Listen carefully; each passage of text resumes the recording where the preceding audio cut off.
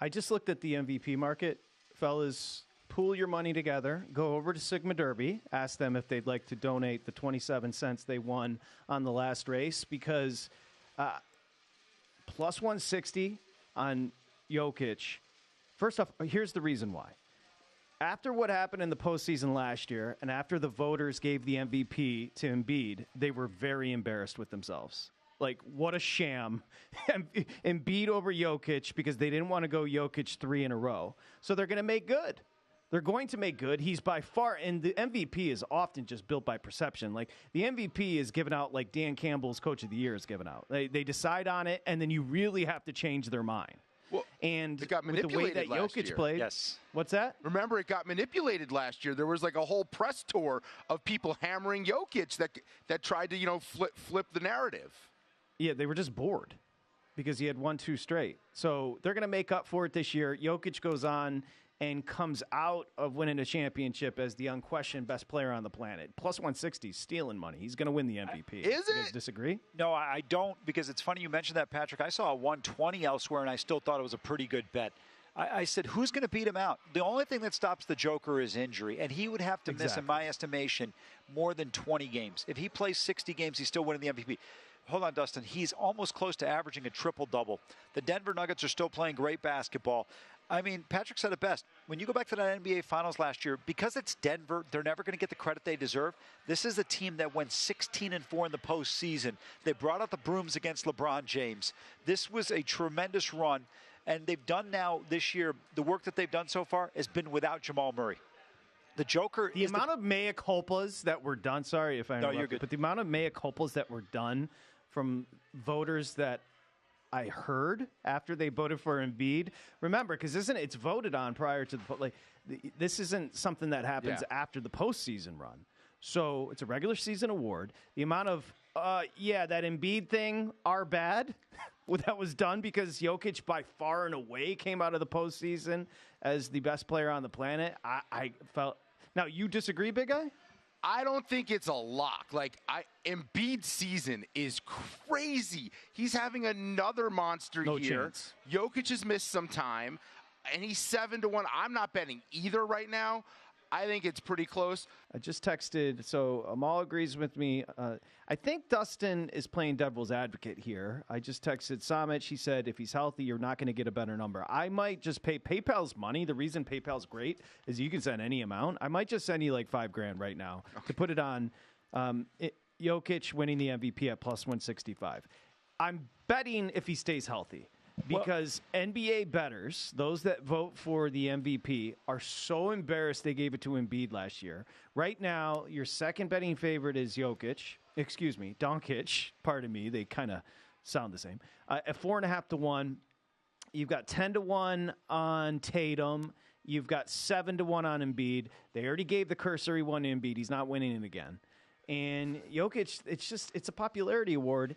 They didn't want to go 3-peat for Jokic last year. They're going to come back. If he gets to as Amal said, probably 60 games he's got to play. If he stays healthy, the plus 165 investment, to me, I'm telling you right now, boys, it's 100% lock. That's it. There's no such thing. 99% lock. Well, I think the only thing that beats him is injury, right? Yeah. They're sitting at 14. If he stays healthy. They're sitting at 14-8. I don't care that Philly is one game ahead of them in the overall standings, and I think Patrick brings up a great point. This felt like, when Karl Malone won the MVP or Charles Barkley won the MVP, we're like, hey, here's your Lifetime Achievement Award. Let's move on now, Joel Embiid. You've had your one spot. Let's keep going. Let's get back to the real players here. The Joker's averaging 4.1 points better than he was last year. Think about that for a minute for a player who's already on the cusp of averaging a triple-double. If the assist numbers go up just a little bit, he's at 9.8 assists. He's got an opportunity to average a triple-double. And by the way, these stats are not coming with Steven Adams allowing him to get rebounds. I mean, this guy is just doing it night in and night out. And you said it best yesterday, Patrick. Giannis is the second-best player in the world, and he is phenomenal. But Joker does not see Giannis in his rearview mirror. That's how far ahead of everyone he is right now. The NBA, especially those that follow it, are obsessed with the who's the best right now conversation. And there wasn't going into the postseason, there wasn't really gray area. Like most people agreed that Jokic was the best coming out of the NBA Finals. People were like, Not only is he the best, he's generational. And once that happens, that narrative continues into the next season. And these guys are so egotistical. The voters for the NBA MVP are so egotistical. They don't want to get caught with their pants down again. They're embarrassed that they gave it to Embiid last year, which is embarrassing. Embiid did nothing again in the postseason, which is what he does every year. And Jokic went on to dominate round after round. That's done. He's going to win the MVP. Now, you can fight me on it, big guy. Well, no, here, I'll come around to your side. Here's a couple other points I want to make. There was a smear campaign a year ago. At some point during the year, when it looked like Jokic had the MVP locked up, a bunch of people got on their media platforms, Kendrick Perkins and others, and decided to smear Jokic and somehow say that Embiid should be the MVP, and that started this conversation, this narrative that led to Embiid winning the award. One, Embiid stayed healthy last year, which is like a remarkable thing for him. He doesn't often stay healthy. So that's another aspect for your bet that I like. And then the other thing is, I think all those people who were swayed by that smear campaign, they watched Jokic in the playoffs, and even they admit, like, he won them over. Everyone got won over by Jokic in the postseason. If they weren't watching him in the regular season, they watched him in the playoffs, and they realized how incredible he was. And final point here, this Nuggets roster actually got worse from last year, so that makes him being better that much more remarkable. So, yes, I have come over to your side. Are you trying to convince me? I think this is a good bet.